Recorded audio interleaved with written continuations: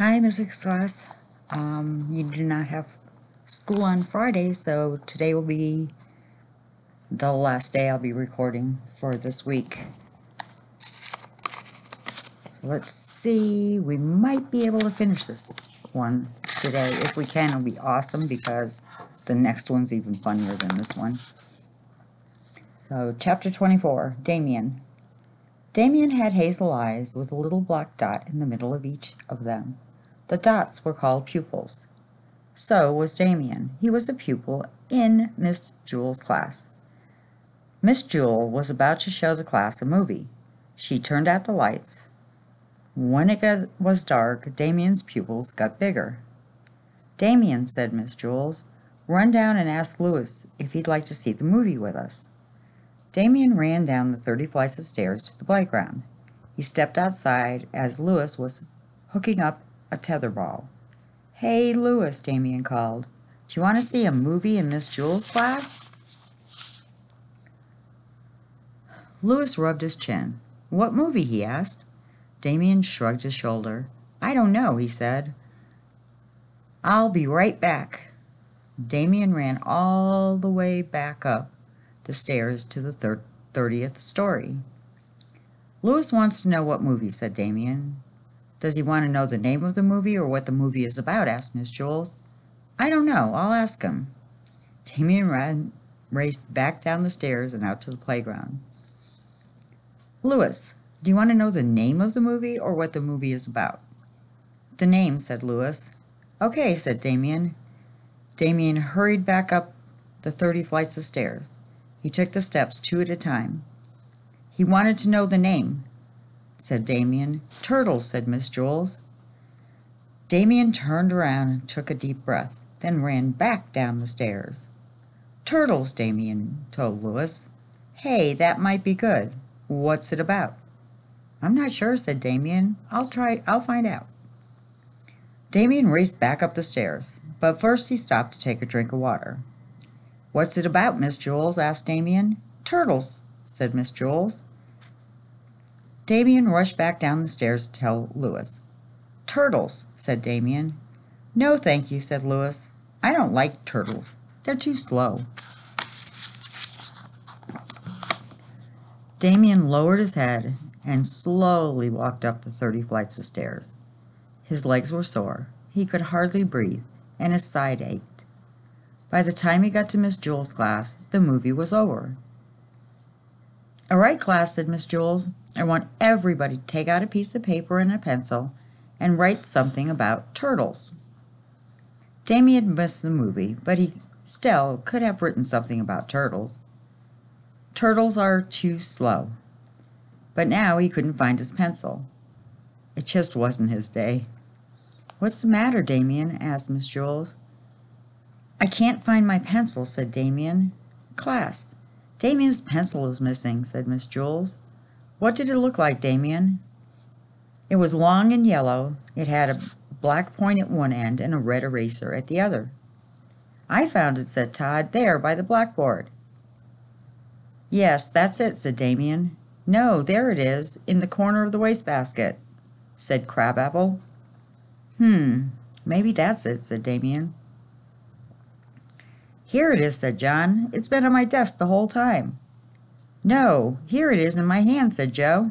"I found it," said Rondi. "Here it is, Allison." "I have it," laughed DJ. "I found it," said Myron. "Which one is yours?" said Damien. Said Miss Jewel. Damien studied each pencil. "They all look like mine." Fortunately, at that moment, Louis walked into the classroom. He handed Damien a pencil. "You dropped this when you were telling me about the movie," said Louis. "Thanks," said Damien. "Okay, class, so that we have no more mix-ups, I want everybody to write his name on his pencil." Damien spent the rest of the day trying to write his name on his pencil. Damien's pencil couldn't write on itself. It was just like his beautiful hazel eyes with the black dots in the middle. They could see everything except themselves. Chapter 25, Jenny. Jenny came to school on the back of her father's motorcycle. She was late. Wayside School begins at 9 o'clock. It was almost 9:30. She kissed her father goodbye and raced up the 30 flights of stairs to Miss Jewls' room. "I'm sorry I'm late, Miss Jewls, but my father's motorcycle lost a—" There was no one in the room. The room was empty. "Hello? Hello? Miss Jewls, Dana, Todd, anyone?" There was no one in the room. "Maybe I'm early." She looked up at the clock. It was exactly 9:30. "Oh, I hope they didn't go on a field trip without me." She looked out the window. Nobody was there, not even Louis. Jenny didn't know what to do. She sat down at her desk. She watched the second hand go round on the clock. "I might as well catch up on my spelling," she thought. She opened her desk and took out her speller. MUD spells mud. Where is everybody? BLOOD spells blood. I hope nothing happened to them. BLACK spells black. She heard footsteps coming down the hallway. She began to work very fast. HACK spells hack. SMACK spells smack. Someone opened the door. Jenny turned around. "Ah!" she gasped. He was a man Jenny had never seen before. He had a black mustache and a matching attaché case. Jenny jumped out of her seat. "Get back in your seat," the man said. Jenny slowly sat down. The man walked over and sat down in Dana's seat, facing Jenny. He opened the attaché case and removed some papers. "What is your name?" he asked her. "Jenny," she whispered. "Jenny." The man repeated it as if he didn't believe her. "Well, it's actually Jennifer, Jenny for short," said Jenny. "I see," said the man. He took the speller from Jenny's desk. Jenny's name was written across the top. He put the speller in his attaché case. "What are you doing here, Jennifer?" "It's my classroom," said Jenny. "Are you sure?" the man asked. "Yes, I think so. I mean—" "Where is the rest of your class?" the man asked. "I don't know," said Jenny. "Maybe they went on a field trip." "No," said the man, "they didn't go on a field trip." "Well, I don't know where they are," Jenny cried. "I was a half an hour late today, and when I got here, everyone was gone. Really, did something happen to them?" The man didn't answer. He wrote something on a piece of paper. "Tell me something, Jennifer. When you came to school today and saw that nobody was here, weren't you somewhat puzzled?" Yes, said Jenny. "What happened to them?" If you're really concerned and puzzled, why did you work on spelling?" "I don't know," said Jenny. "It would seem to me that if a child came to school and no one was there, she might play games or walk around or go home, but certainly not work on spelling." Jenny started to cry. "I didn't know what to do. I was late. I had to ride on a motorcycle and nobody was here, and now you're asking me all kinds of questions. I'm afraid of what has happened to Dana and Miss Jewls and Rondi and Allison." The man didn't understand a word she said. Jenny heard more footsteps. The man got up and opened the door. 2 more men came in. One had a black mustache like the first man. The other was bald. Jenny was frightened by them. "Does she know?" asked the newcomer with the mustache. "She claims to know nothing," the first man answered. "She says she was late today, and when she got here, everyone was gone." "Do you believe her?" said the man with the bald head. "I'm not sure. She was working on her speller when I walked in." He reached into his attaché case and took out Jenny's speller. He handed it to the man with the bald head. The bald man read Jenny's name across the top. "Tell me, Jenny, why are you the only one here?" "I don't know," said Jenny. "Has this ever happened before?" he asked. "No, never." He gave Jenny her speller. "Put this inside your desk." Jenny put it away. I'm satisfied, said the man with the bald head. Okay, Jennifer, said the first man. You may go now. Jenny got out of her seat. Jenny, the bald man called. Jenny turned around slowly. Yes, she whispered. Next time, don't come to school on a Saturday.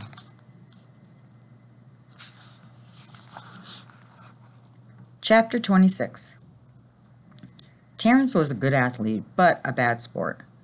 Rondi and Allison were playing two-square with a red ball. Can I play? Asked Terrence. No, Allison replied. You have to let me play, Terrence said. Lewis says we have to share the balls. Well, we're not sharing with you, said Allison. Well, let him play, said Ronnie. All right, said Allison. We'll play three-square. You better play right. I will, said Terrence. Allison bounced the ball to Rondi. Rondi bounced it over to Terrence. Terrence caught it and kicked it over the fence. You have to go get it, said Allison. Shut up, Dixie Cup, Terrence answered. Rondi ran and told Lewis. DJ and Damien were playing basketball. Uh-oh, here comes Terrence, said Damien. Hey, let me play. Get lost, Terrence, said Damien. You have to share the balls. Lewis says so. Okay, but just throw it in the basket. Don't kick it, said Damien. I won't, said Terrence. First, Damien took a shot. It bounced off the backboard and through the hoop. Next, JD took a shot. He threw it underhand way up in the air, and it came down through the hoop without touching the rim. Then Terrence took a shot. He kicked it over the fence. You idiot, said Damien. Take a train, peanut brain, said Terrence. DJ went and told Lewis. Stephen, Calvin, Joe, John, and Leslie were playing Spud. Stephen was E.T. Everyone else had a number. Stephen had to throw the ball up in the air and call out a number. The person who had that number had to try and catch it. Can I play? Asked Terrence. No, said Calvin. You just kicked the ball over the fence. No, said Joe. No way, said John. No, said Leslie. Sure, said Stephen. Newcomers are it. He gave the ball to Terrence. Just throw the ball up in the air and call out a number between 1 and 5. Okay, said Terrence. The children formed a circle around Terrence. 1,000,000, he yelled, and he kicked the ball over the fence. What did you do that for? Eat a frog, warthog. Stephen ran and told Lewis. Terrence looked around. There was nothing to do. There were no balls left.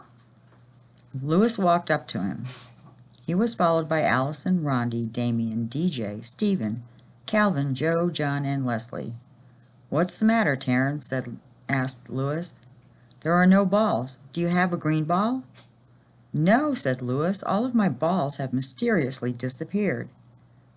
Darn it, there's nothing left to kick. Nothing left to kick, said Lewis. Oh, I don't know about that. What do you think, Rondi? Is there anything left to kick? She thought for a minute. Then she smiled. She was missing her 2 front teeth. Yes, there's something left to kick, she said. Oh, where is it? Said Terrence. Let me check with Allison. Allison, is there anything left to kick? And he winked at her. There sure is, said Allison. What? Asked Terrence. How about you, Damien? Can you think of anything? Damien nodded his head yes. Well, what is it? Asked Terrence. He couldn't wait. DJ, we got something around here to kick? DJ said, yes, we do. Give it to me, give it to me, Terrence demanded. I don't know if I should. What do you think, Calvin? Should I give it to him? I think so, said Calvin. You heard Calvin, said Terrence. Give it to me. Not so fast, said Lewis. Leslie, should I give it to him? Oh, yes, I think he deserves it, said Leslie.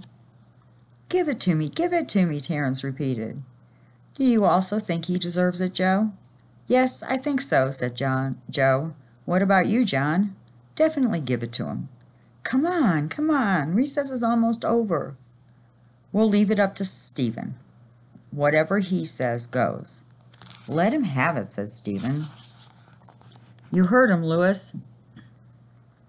said Terence. "Let me have it." "Okay," said Louis. He picked Terence up and kicked him over the fence. Joy had forgotten her lunch at home. It was lunchtime, and she was hungry. She didn't have a meal ticket. If she had a meal ticket, she could have had lunch from Miss Mush, the lunchroom teacher. She'd have to be terribly hungry to eat a lunch made by Miss Mush. Even an empty brown paper bag would taste better. But that's how hungry Joy was. Damien hadn't forgotten his lunch. He brought a lovely turkey sandwich, a big piece of chocolate cake, and a crisp red apple. All he needed was a glass of milk. He could get that from Miss Mush. Miss Mush didn't know how to ruin milk. Damien left his lunch on his desk and went to the end of the line for milk. Joy didn't waste any time. She reached into Damien's sack and took out the apple. But then she spotted the turkey sandwich. She put back the apple and took the sandwich, and noticed the chocolate cake. She put the sandwich back and took out the cake. But then Joy had second thoughts. She put back the cake. Then she grabbed Damien's whole lunch. First she ate the sandwich. It was in a baggie. When she finished, she placed the baggie on Jason's desk. Next, she ate the chocolate cake. It was wrapped in wax paper. She put the wax paper on Allison's desk. She ate the apple last. She placed the apple core on Dee Dee's desk. Then she put the empty sack on Calvin's desk. Damien returned with his glass of milk. "Miss Jules, my lunch is gone," he said. "I wonder where it could be," said Miss Jules. "Calvin took it," said Joy. "There's an empty sack on his desk." "Good work, Joy." "Calvin, I'm ashamed of you." She wrote Calvin's name on the blackboard under the word discipline. "Look, the baggie from Damien's turkey sandwich is on Jason's desk." "Very good, Joy," said Miss Jules. "But how do you know that Damien had a turkey sandwich?" "I'm just smart," said Joy. Miss Jules wrote Damien's name on the blackboard under Calvin's. "And there's the wax paper from the delicious chocolate cake on Allison's desk," Joy announced. Joy had chocolate all over her lips. Allison stood firm. She looked into Miss Jules' eyes. "I didn't eat his cake," she said. "The evidence is there on your desk," said Miss Jules. Joy spotted it. She wrote Allison's name under Jason's. "Damien's apple core is on Dee Dee's desk," said Joy. "Very good, Joy," said Miss Jules. She wrote Dee Dee's name under Allison's. "Damien, I think you ought to thank Joy. She solved the mystery." "Thank you, Joy." Just then, Louis, the art teacher, walked in. "I have your lunch, Joy. Your mother brought it in." "You left it at home." "You mean you didn't have lunch?" Miss Jules said. "You must be very hungry." "No," said Joy, "not really. Since Damien didn't get to eat, he can have it." "Thanks a lot," said Damien. "You're the greatest." He ate Joy's lunch, an old bologna sandwich and a dried-up carrot. "Joy, for being such a good detective and for being so generous with your lunch, you may help yourself to a Tootsie Roll Pop. They're in the coffee can on top of my desk." Joy took one. Then, when Miss Jules wasn't looking, she took another. Calvin, Jason, Allison, and Dee Dee had their names on the blackboard under the word discipline. But they were good the rest of the day, so at 2 o'clock, Miss Jules erased them. They forgot about the whole thing. Damien had a lousy lunch instead of a great lunch, but 5 minutes later it didn't make any difference. He couldn't taste it anymore, and he was full. He went outside to play basketball and forgot about the whole thing. Joy had a great lunch and 2 Tootsie Roll Pops, but 5 minutes later it didn't make any difference. She couldn't taste it anymore, and she was full, and at dinner time she was hungry just the same. But a horrible thing happened. Joy couldn't forget about flinching Damien's lunch. For the rest of the year, every turkey sandwich, piece of chocolate cake, an apple, and Tootsie Roll Pop tasted like Miss Mush's porridge. Chapter 28, Nancy. Nancy had big hands and big feet. He didn't like his name. He thought it was a girl's name. None of the other children in Miss Jewel's class thought that Nancy's name was odd. They didn't think of it as a girl's name or a boy's name. Nancy was just the name of the quiet kid with the big hands and feet who sat over there in the corner next to John. Nancy was very quiet and shy. He was ashamed of his name. He had only one friend, a girl who went to class on the 23rd story of Wayside School. They were friends for good reasons. He didn't know her name, and she didn't know his. They just called each other, "Hey you," or just plain "you."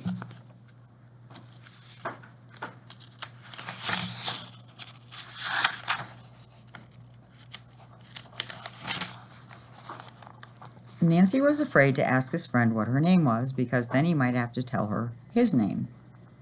He never could figure out why she never asked, but he was happy to just leave well enough alone. "Good morning." Nancy and his friends were late. When they got to the 23rd floor, his friend's teacher was waiting outside. "Hurry up, you're late, Max," said the teacher. Nancy's friend turned red. She didn't move. "Come on, Max, shake a leg. Get the lead out." "Your name is Mac?" Mac was very pretty. She had long red hair and freckles. She covered her face and ran into the room. "My name is Nancy," Nancy called after her. Mac stepped back outside. "I was ashamed to tell you my name." "Me too," said Nancy. "Nancy's a girl's name." "Oh, I think it's cute," said Mac. "I like the name Mac," said Nancy. "Mac is a boy's name. My mother has a rich aunt named Nancy, and that's why she gave me the name." "My mother once had a dog named Mac," said Mac. "Hey, do you want to trade?" "Could we?" "I don't see why not," said Nancy. "Okay." They both spun around 100 times in opposite directions until they were so dizzy they fell over. When they stood up, Mac was Nancy and Nancy was Mac. They said goodbye. Then Mac raced up to Miss Jewel's room. He was no longer shy. "Hi, everybody. My name is Mac," he announced. "I traded names." He held out his big hand. Todd jumped up and took it. "Hi, Mac. Glad to meet you." "How you doing, Mac?" "Howdy, Mac." "Nice to see you, Mac." "You traded names," said Jason. Jason didn't like his name either. "That's right, Jason, old boy," said Mac. "Is that allowed?" asked Jason. "Why not?" said Mac. "Hey, anybody want to make a trade?" "I'll trade with you," said Terrence. He didn't like his name either. "Wait, I'll trade with you, Terrence," said Mauricia. She didn't like her name either. "No, he's trading with me," said Jason. "I'll trade with you, Mauricia," said Damien. "No, thanks." "I'll trade with you, Damien," said Miss Jules. "No, I don't want to be Miss Jules," said Stephen. Turned out that nobody in the Miss Jules class liked his name. The children all spun around in different directions until they got dizzy and fell over. And when they stood up again, nobody knew who anybody was. "What are we going to do, Miss Jules?" asked Leslie, who was really Eric Bacon. "My name is not Miss Jules. I'm Mauricia," announced Terrence. Who was the real Jason? "It is not. I'm Mauricia," said Dee Dee, who was really Joe. "You're both wrong," wrong, said Mauricia. "I'm Miss Jules." This went on for about an hour. At last they figured out who the real Rondi was. She was missing her 2 front teeth. After they figured out Rondi, they were able to get Allison pretty easy. And then, from there on, they got DJ, Damien, and Miss Jules. She was the oldest one. Eventually they figured out who everyone was, and they had some difficulty deciding which Eric was which. But actually, they're still not absolutely sure. Everybody just decided to keep his own name. The children didn't like him, but it made it much easier. Mac and Nancy kept their new names, but when they were together, they still called each other, "Hey you," or just plain you. But that will be it for this week, and I will see you in 3 weeks.